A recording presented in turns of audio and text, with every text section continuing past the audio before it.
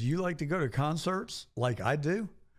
Well, just like that guy in New York who says the rent's too damn high, so are the ticket prices. And here to help us understand it is Robert Bork, son of the late Robert Bork, who was a nominee to the Supreme Court of the United States. You go by Robert or Bob? You can call me Bob. All right, Bob, welcome to The Truth. It's nice to have you. So, you're the president of the Antitrust Education Organization, Education Project, I should say. And you've also authored a book, The New Paradox, Antitrust, and the Threat of Conservative Socialism. Riddle me that. Explain conservative socialism. It's really, if you think about what conservatives have believed for a long time in smaller government, less regulation, more freedom. And then you look at what the Democrats, and particularly in the last 4 years in the area of antitrust, actually going back to the beginning of the Biden administration 5 years ago, what you have is a belief that government must have more control over business deals, mergers and acquisitions, business practices, and they believe that they should use the antitrust laws, which are designed to prevent monopolies or to punish monopolies. They believe that monopolies are bad, and that they believe business is bad. And they the Biden people wanted to push for more government involvement, more government regulation, more rules, and to use antitrust to basically punish business and to push for a new version of capitalism, which looked a hell of a lot like socialism. That actually attracted a lot of conservatives in Congress because they are so, in some extent, rightly angry at big business and big tech for censorship of their platforms. First with Twitter, and then also with even companies like Amazon and Meta. So they began moving closer in the direction of what the Democrats are doing and agreeing with them. I mean, J.D. Vance is what we call a conservative after Lena Khan, the Marxist head of the FTC in the last administration. So as they move closer to them and begin to adopt their views, that was, I think, a real threat to capitalism and a real threat to our antitrust enforcement regime that had been in place for almost 50 years. That was really more about the consumer and more and for more freedom and growth and job creation. So where do you come down on this antitrust case? Sorry, I didn't mean to interrupt you. That's okay. I'm worth interrupting sometimes when I get going. No, that's all right. No, you're doing great. So where do you come down on this Live Nation and Ticketmaster case that is currently pending? Well, first of all, before they even got sued by the federal government and 39 states, my general view was that they were a vertically integrated company, and they provided value in the marketplace for tickets. But clearly there were problems with what triggered a lot of this was the big concert tour. Taylor Swift. Yeah. $1 billion in revenue. Yeah. Holy cow. People couldn't get tickets, and they were paying a lot for tickets. And they began to look at Ticketmaster as being the problem. And then they began to look at Live Nation as being the problem. Live Nation is a venue, manages venues, and Ticketmaster sells tickets. So the federal government decided to bring a case at the end of the Biden administration. The antitrust division of the Justice Department, and they wanted to break up Live Nation Ticketmaster into at least two parts and maybe more, who knows. And then 39 states joined them. What happened, though, a couple of weeks ago was that the DOJ, the Department of Justice, and Live Nation made a deal, made a settlement, and they did so in a, well, I'll get into that in a second. They made a settlement to get out of the case with the federal government so that they could avoid getting broken up. And frankly, I think the settlement's a pretty good one for the government and for consumers.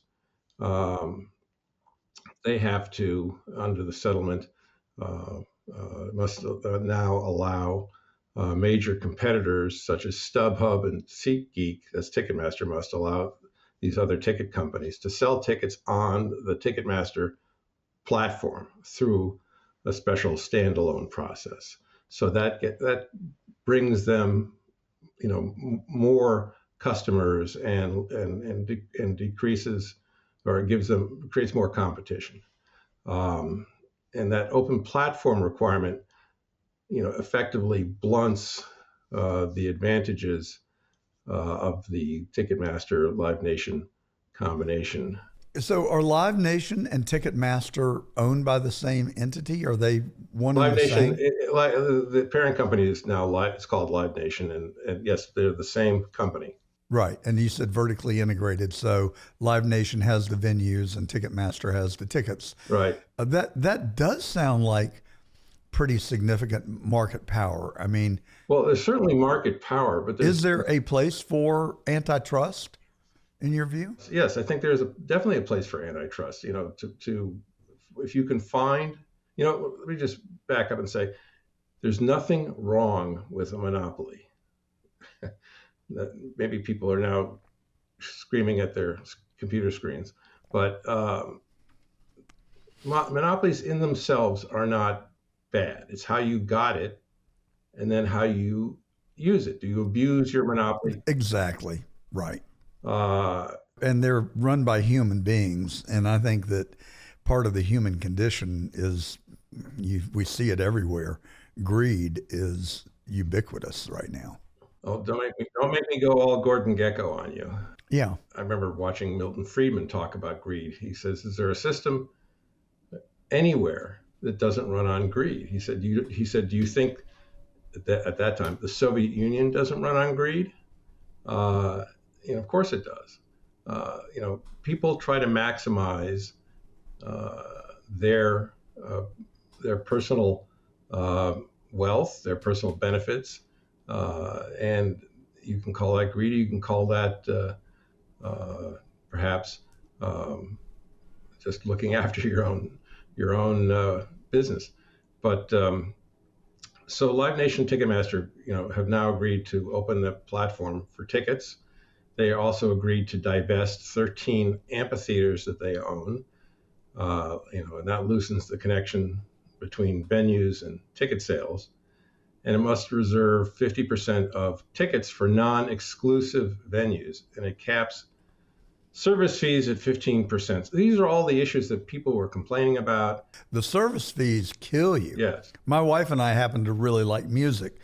And so even at our tender age of in our 70s, we go to a lot of concerts. And the Hard Rock Hotel in Fort Lauderdale, 40 minutes from where we live, has a constant stream of musicians and entertainers coming through. And it's one of the things we really enjoy. But I know they game the system, because what I have observed is that the day the tickets go on sale, they sell out within about an hour or 30 minutes, depending on who the artist is.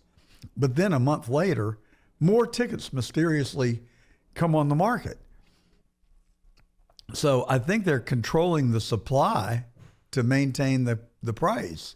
Are those tickets from the original from the venue, or are they StubHub and other sort of scalper companies? Well, I think they're from the original venue, because they put these tickets out in tranches, has been my observation. And then if you're not Johnny on the spot, and I'm not, one of my New Year's resolutions is to stop my procrastination. But then I'm relegated to buying them on the aftermarket, and that's when you really get zinged on the price of the ticket and on the service charges. Right. Well, I know the other day there was a Diana Krall concert here in Charlottesville, Yeah, I and saw I was Diana very Krall late. right here in West Palm about a year or two ago. Right. I was very late looking for tickets, and there were very, very few left. And I was going through the different seats on the chart, and then one of them was $13,000. Oh my gosh. I mean, I don't know what that was about. I think that's just somebody That's the scalper. chumming, Yeah. just chumming the waters and see if somebody is crazy enough to bite. I like Diana Krall, but I don't like anybody $13,000 worth. I'll just watch them on YouTube and be done with it. I'd go see the Beatles for 13,000, but unfortunately, they don't exist anymore. Well, I did see the Beatles in Los Angeles at their 50th anniversary reunion. I happened to be the oldest PA in America then. I worked for the Grammys, and they had 2 days after the Grammys, they always have a tribute to someone. So they had a tribute to the Beatles, and I was backstage, and it was a thrill to be there, I'm telling you. And Paul McCartney and Ringo Starr were there, and then George Harrison's son was there, and he is the spitting image of his dad. So it was a fun night, I'll tell you. But just to finish up on this Live Nation Ticketmaster thing, so the settlement is in place. I think it's pretty good, which I don't usually say. I'm usually not so complimentary about the Justice Department, and certainly not about the antitrust enforcement at the FTC, and certainly not about Donald Trump's antitrust policies. But I think this turned out pretty well. But unfortunately, or fortunately, depending on your point of view, the 39 states are continuing, and the judge is really mad at the Justice Department and Ticketmaster and Live Nation. So he could refuse the settlement. He has to approve it, and he could say no. And in the meantime, today the CEO of Live Nation is testifying in the ongoing trial. I'm not quite sure how it's going to turn out, but I don't think they're out of the woods legally. And I'm not sure that we're going to see the deal that was put together a couple of weeks ago actually survive. So how did you get so focused on antitrust? And I mean, obviously it's something that you care an awful lot about because you're the president of the Antitrust Education Project. And what are you trying? What is your mission in educating people on what level? Well, it's kind of personal with me. My father wrote, and some people say this is his most important work, wrote a book that was published in 1978 called The Antitrust Paradox, a policy at war with itself. And he taught antitrust at Yale Law School, and he practiced antitrust when we lived in Chicago when I was a young boy at Kirkland and Ellis, and tried cases. But he didn't want to do that anymore. He was more of an intellectual, and he wanted to teach. So he was invited to teach antitrust at Yale and was there for a number of years. Anyway, so the book came out in 1978. And it espoused this notion of the consumer welfare standard, that antitrust law really should be reduced to understanding what he thought its original purpose was, which was the consumer welfare. And he made a big case for it, lots of economics, lots of charts and graphs, and he taught himself calculus to do the book. I'll be darned. And interestingly, somebody had read the book, a lawyer who had a case before the Supreme Court, and put in his case this notion of the consumer welfare standard, and the Supreme Court ultimately ruled in his case in his favor 9-0 and made a point of adopting what they called the consumer welfare prescription, and that changed antitrust and forever, or maybe not forever, For the last 45, 46 years, it's been the sort of operating system of antitrust enforcement until, So I'm sorry. that's all right. So you Yeah, asked me go ahead. why I got into this. So I began to see a few years ago that the left was attacking it rather vociferously. Uh, Elizabeth Warren, this Lena Khan, who was uh, ultimately became FTC chair, and others. And I wondered if his book was around, and I discovered it was out of print. So I got the rights back from the publisher, and I republished it myself with new material, and then decided that wasn't enough. I wanted to get in there and defend maybe his legacy really, and created the Antitrust Education Project. And I've been doing this now for 4 or 5 years. And if you go to antitrusteducationproject.org, you'll see what we're about and all the op-eds I've written and other things that I've written there. Anyway, so it's free. For me, it's very personal. It was trying to protect his and defend his legacy. Well, your dad was a very conservative person, as I recall. Oh yeah. I'm trying to figure out what side of the issue am I supposed to be on because I too consider myself a conservative. So, do conservatives like antitrust laws or are we supposed to be opposed to them? I can, I was trained as a lawyer, so I can argue either side of that. I mean, we dislike big government and government intervention, Right. but we also like free trade and for the marketplace to determine the price of goods and services. Then the consumer welfare standard is for you because it really looks at antitrust and says, it was just enforced all wrong for almost a century. And when my dad came along and looked at it, and he said it was a paradox. It was a policy that didn't work. It was a policy at war with itself. And he then offered the consumer welfare standard. It wasn't just him; other people were talking about this too. But he wrote the book that brought it all together. Um, the consumer welfare standard really puts the consumer, you and me and everybody else, at the center of enforcement.